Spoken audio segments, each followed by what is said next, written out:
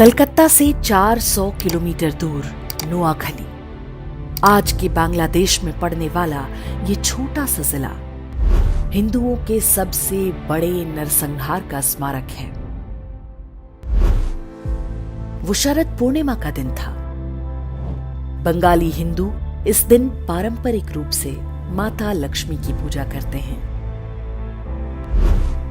इसे बंगाल में कोजागरी पूजा के नाम से जाना जाता है। 10 अक्टूबर वर्ष 1946, स्थान नोआखली, बंगाल। सूफी दरगाह दायरा शरीफ के खादिम पीर गुलाम सरवर ने 20,000 मुसलमानों को संबोधित करते हुए कहा, अपने खेतों में तुम जो चावल उगाते हो उसे कौन खाता है? हिंदू खाते हैं। हिंदुओं की औरतें सुंदर क्यों होती हैं? क्योंकि उन्हें अच्छा खाना मिलता है। हमारी औरतें बीमार पड़ती हैं तो उन्हें अपने हाथों से कौन टटोलता है? हिंदू डॉक्टर। सामने नाराए तकबीर, अल्लाहू अकबर चिल्लाती हजारों मुसलमानों की भीड़ थी। कसम खाई गई कि नोआखली में हर काफिर और कुफ्र के हर निशान को मिटा दिया जाएगा। बिल्कुल वैसे ही जैसे लगभग 2 महीने पहले कलकत्ता में डायरेक्ट एक्शन डे के नाम से हुआ था। कलकत्ता की ही तरह हाथों में चाकू और गंडासे लिए जिहादी भीड़ ने चुन चुन कर हिंदू पुरुषों को मारना और हिंदू महिलाओं से बलात्कार शुरू कर दिया। हिंदुओं की दुकानों और मकानों में आग लगाया जाने लगा। हिंदुओं से कह दिया गया था कि जिंदा रहना है तो उन्हें इस्लाम कबूलना होगा। जस्टिस जीडी खोसला ने भारत के विभाजन पर अपनी पुस्तक स्टर्न रेकनिंग में लिखा है, भीड़ ने नारायणपुर के जमींदार सुरेंद्र नाथ बोस के मकान पर हमला बोला। वे परिवार के साथ छत पर चले गए। दंगाइयों ने घर में आग लगा दी। घर जलने लगा तो सुरेंद्र बाबू ने छत से छलांग लगा दी। वे दंगाइयों के सामने ही गिरे। उन्मादी मुसलमानों ने उनके शरीर के टुकड़े टुकड़े कर डाले और उनका कटा हुआ सिर पास में ही खड़े पीर गुलाम सरवर को भेंट किया। ऐसा नहीं है कि नोआखली के हिंदुओं ने प्रतिरोध नहीं किया। हिंदू महासभा के नेता और वकील राजेंद्र लाल रॉय चौधरी ने लोगों को संगठित करके संघर्ष का प्रयास किया, लेकिन वे सफल नहीं हो पाए। उनके घर को भी जला दिया गया। मजहबी दंगाई राजेंद्र लाल रॉय चौधरी को अपने साथ ले गए। बाद में उनका कटा हुआ सिर सूफी गुलाम सरवर को पेश किया गया। उनकी 2 बेटियों को मौलवियों ने आपस में बांट लिया। कलकत्ता में डायरेक्ट एक्शन डे के विरोध में गोपाल पाठा ने हथियार उठाया था। उनका प्रतिरोध सफल रहा था क्योंकि कलकत्ता में हिंदुओं की जनसंख्या अधिक थी, जबकि नोआखली में हिंदू मात्र 20% थे, जबकि मुसलमान 80% थे। तब जो नोआखली में हुआ वो आज हम कश्मीर से लेकर केरल और कैराना तक में आए दिन देखते हैं। 10 अक्टूबर 1946 को शुरू हुआ ये हिंदू नरसंहार चलता रहा और बाकी देश में किसी को कुछ भी पता नहीं चलने पाया।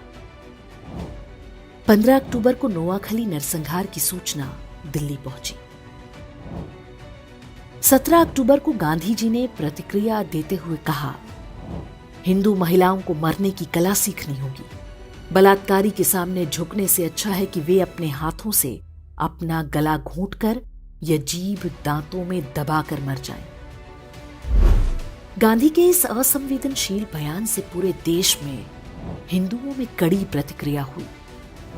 इसलिए अगले दिन उन्होंने प्रार्थना सभा में अपने विचारों को और भी स्पष्ट करते हुए कहा, कल मैंने कहा था कि हिंदू महिलाएं अपना गला घोंटकर या जीभ दांतों से काट कर मर जाएं, लेकिन मुझे बताया गया है कि ऐसा करने से आत्महत्या संभव नहीं है। ऐसे में मैं हिंदू महिलाओं को जहर खाने की सलाह दूंगा। मैंने सुना है कि योग क्रिया से भी आत्महत्या की जा सकती है। मैं पता करूंगा कि ऐसा कैसे किया जा सकता है। नोआखली में हिंदू मारे जा रहे थे। अहिंसा और शांति के पुजारी गांधी जी हिंदू महिलाओं को आत्महत्या करने के नए नए उपाय बता रहे थे।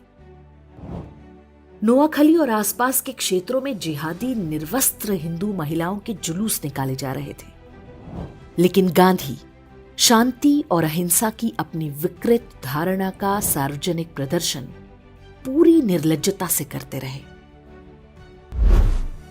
19 अक्टूबर को कलकत्ता के अमृत बाजार पत्रिका में एक समाचार छपा जिसमें नोआखली के विभूति भूषण दास के हवाले से शीर्षक दिया गया, वी ऑल हैव बिकम मुस्लिम। इसमें बताया गया कि नोआखली में अधिकांश हिंदू पुरुषों को काट डाला गया है, महिलाओं और बच्चों को जबरन मुसलमान बना दिया गया, उन्हें गोमांस खिलाया जा रहा है और 5 वक्त नमाज पढ़ने का आदेश दिया गया है।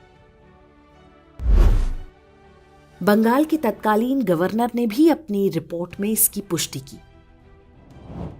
नोआखली में जिन पुरुषों की हत्या की गई, उनकी विधवाओं का निकाह उनके ही पति के हत्यारे के साथ पढ़वाया गया। बूढ़े मौलवियों की गिद्ध दृष्टि छोटी बच्चियों पर थी, जिन्हें वे अपनी हवस का शिकार बना सकें। गांधी के कहने पर कांग्रेस के तत्कालीन अध्यक्ष आचार्य कृपलानी और उनकी पत्नी सुचेता कृपलानी नोआखली के दौरे पर गईं। आचार्य कृपलानी ने अपनी पुस्तक Gandhi his life and thoughts में लिखा है कि हमारी मुलाकात बंगाल के मुख्यमंत्री सुहरावर्दी और गवर्नर फ्रेडरिक बरूच से हुई। जब मैंने हिंदू महिलाओं के अपहरण और बलात्कार की बात पूछी तो गवर्नर बरूच ने उत्तर दिया, ये तो होना ही था। हिंदू महिलाएं मुस्लिम महिलाओं की तुलना में अधिक सुंदर होती हैं। मेरा मन किया कि मैं उन्हें वहीं पर पीट दूं, लेकिन मैंने खुद को रोक लिया। सुचेता कृपलानी ने कुछ हिंदू महिलाओं को बचाकर राहत कैंपों तक लाने में सफलता पाई।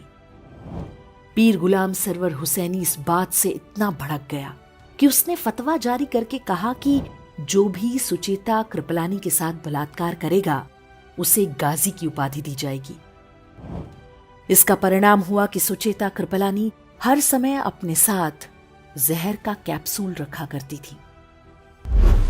नोआखली नरसंहार शुरू होने के पूरे 1 महीने बाद गांधी ने वहां का दौरा किया। वे सबसे पहले पास के तिपरा नाम के स्थान पर गए। यहां दंगा पीड़ित हिंदुओं के लिए राहत शिविर चला रही सुचेता कृपलानी के साथ गांधी की मुलाकात हुई। उनके काम से खुश होने के बजाय गांधी जी ने सुचेता कृपलानी से कहा कि कैंप में रह रही हिंदू महिलाओं को निशुल्क खाना ना दिया जाए, बदले में उनसे काम कराया जाए। गांधी जी ने सुचेता कृपलानी को यह निर्देश भी दिया कि वे इन हिंदू महिलाओं से कहें कि वे वापस अपने गांव में जाकर मुसलमानों के साथ मिलजुल कर रहें, चाहे उनकी जान ही क्यों ना चली जाए। नाथूराम गोडसे और उनके मित्र नारायण आप्टे भी तब नोआखली गए थे। वहां पर वे राहत कैंपों में रह रहे हिंदुओं की सेवा करते थे। गोडसे और आप्टे ने वहां जो कुछ देखा और गांधी की बातें सुनी, ये कहना गलत नहीं होगा कि वही आगे चलकर गांधी की हत्या का कारण बना होगा। काशी हिंदू विश्वविद्यालय के संस्थापक महामना मदन मोहन मालवीय ने नोआखली में हिंदुओं के नरसंहार और महिलाओं से बलात्कार के वृतांत सुने तो उन्हें गहरा सदमा लगा। इसी कारण 12 नवंबर 1946 को उनका निधन हो गया। स्वतंत्रता के बाद बंगाल के पहले मुख्यमंत्री बने प्रफुल्ल चंद्र घोष ने अपनी पुस्तक Gandhi as I saw him में लिखा है, गांधी जी ने एक युवा से पूछा कि नोआखली में हिंदुओं और मुसलमानों की जनसंख्या का अनुपात क्या है। युवा ने उत्तर दिया, हिंदू 20% हैं और मुसलमान 80%। गांधी जी ने पूछा, जमीनें किस अनुपात में हैं? युवक ने बोला, 80% जमीनें हिंदुओं की हैं और 20% मुसलमानों की। तब गांधी ने कहा, संघर्ष का असली कारण यही है। अर्थात जिस व्यक्ति को राष्ट्रपिता बताकर देश पर थोप दिया गया, उसने जिहादियों के हाथों हिंदुओं के नरसंहार को आर्थिक असमानता से जोड़ दिया। जबकि नोआखली में रहने वाले हिंदुओं में बड़ी संख्या अनुसूचित जातियों की भी थी। ये लोग बहुत निर्धन थे। जिहादियों ने उनके भी पुरुषों की हत्या की और महिलाओं के साथ बलात्कार किया। लेकिन गांधी का ध्यान केवल जिहादी हिंसा का बचाव करने पर था। इसमें वो बहुत हद तक सफल भी रहे। स्कूली इतिहास की पुस्तकों में भी नोआखली नरसंहार को अमीर और गरीब के संघर्ष की तरह दिखाया जाता है। आज भी देश में अधिकांश लोग नहीं जानते कि नोआखली में क्या हुआ था और कैसे। वही हत्यारी मानसिकता आज भी देश भर में फल फूल रही है। 15 अगस्त 1947 को देश स्वतंत्र हो गया। बंटवारे में नोआखली पूर्वी पाकिस्तान के हिस्से में चला गया। वहां पर हिंदुओं का नरसंहार जारी रहा। अब तो कोई रोकने टोकने वाला नहीं था। आधिकारिक आंकड़ों के अनुसार इस नरसंहार में 5000 हिंदुओं की हत्या हुई। हालांकि दावा किया जाता है कि वास्तविक संख्या 50,000 से कम नहीं होगी। वर्ष 1946 में नोआखली में लगभग 4 लाख हिंदू रहते थे। उनमें से 95% को बलपूर्वक इस्लाम कबूल करना पड़ा। शरद पूर्णिमा या कोजागरी के दिन माता लक्ष्मी के 8 रूपों की पूजा की जाती है। इन्हें अष्टलक्ष्मी कहते हैं। इनमें से एक रूप वीर लक्ष्मी का है। इस रूप में माता धन धान्य के साथ अपने हाथों में चक्र, गदा और धनुष बाण भी धारण करती हैं। ये संदेश है कि धन तभी तक सुरक्षित है जब हाथों में शस्त्र और शास्त्र दोनों हों। शस्त्र केवल पूजने के लिए नहीं, प्रयोग के लिए है। चारों ओर से असुरों से घिरा हिंदू समाज जब तक इस बात को नहीं समझेगा, नोआखली जैसे नरसंहारों के लिए अभिशप्त रहेगा।